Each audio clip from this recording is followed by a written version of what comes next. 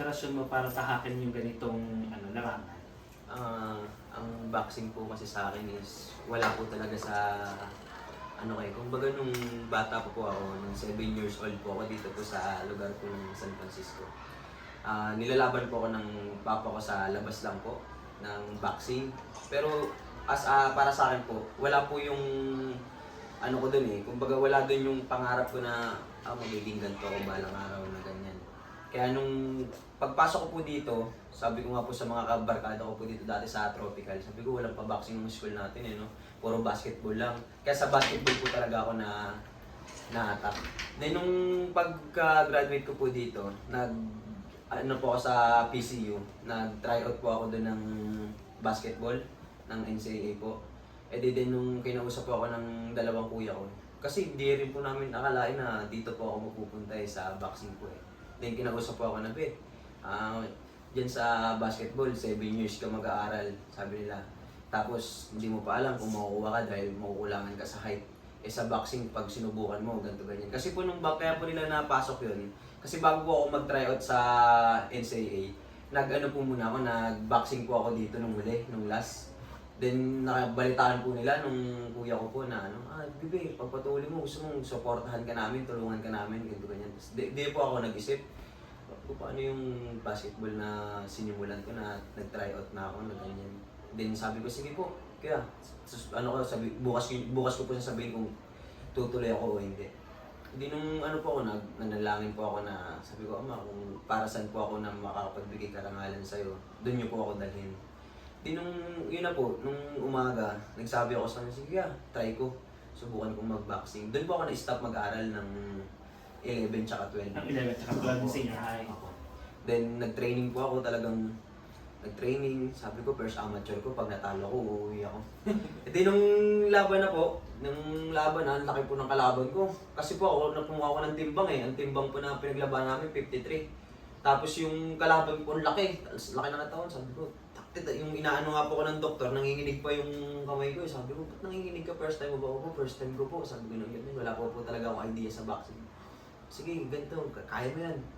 Basta, nung round 2 na po, yun na-knockout ko po siya talagang nabagsak ko po talaga siya, na-knockout ko po siya. Hanggang tuloy-tuloy po yung sa amateur. Hanggang sa na-professional na po ako na sabi ko, pag dito natalo ako ng first fight ko, uuwi ako. Ganyan.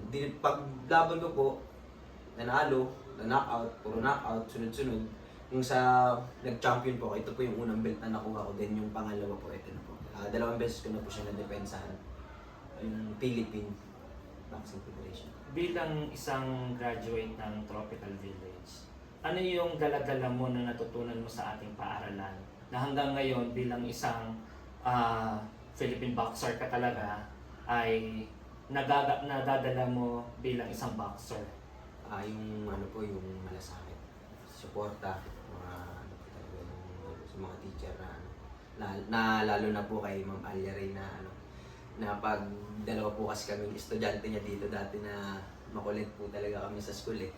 Then nung kinausap niya po kami na wala ba kayong mga pangarap sa buhay niyo? So ako po, tumingin ako ng ganyan. Sabi ko, Ma'am, basta ako pag yumaman ako, babalikan kita. Sabi ko ng ganyan sa kanya. Puro ka naman ganyan. Sabi niya, hindi po Ma'am, sabi ko pag yumaman pa ako, babalikan po kita. Tapos yun, talagang kinakausap niya po kami na mag-push kayo, ganito ganyan. Kasi sabi niya, mag-aano na kayo, babagsak kayo pag hindi kayo na gano'n. Hanggang sa talagang pinagsikapan po namin na maka-moving up po kami. Talagang nagpasalamat po talaga kami na sa school dahil naka-ano po talaga kami.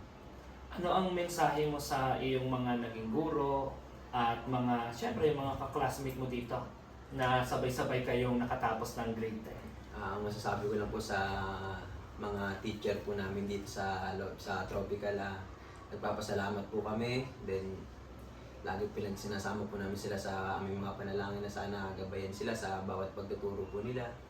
At sa mga naging classmate ko naman po, push lang po sa buhay. Kung i-describe mo ngayon ang iyong sarili sa isang salita, ano ito? Magsikap po kami. Sikap. Kasi sikap talaga.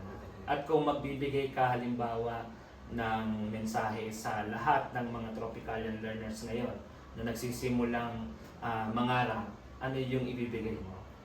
Magbibigay ko lang po sa mga kabataan na nangangarap po ngayon is mag-push lang po sila, then manalangin, at magtiwala po sa sarili sa magagawa nila. Meron kayong tanong? Nandito na si Kenneth.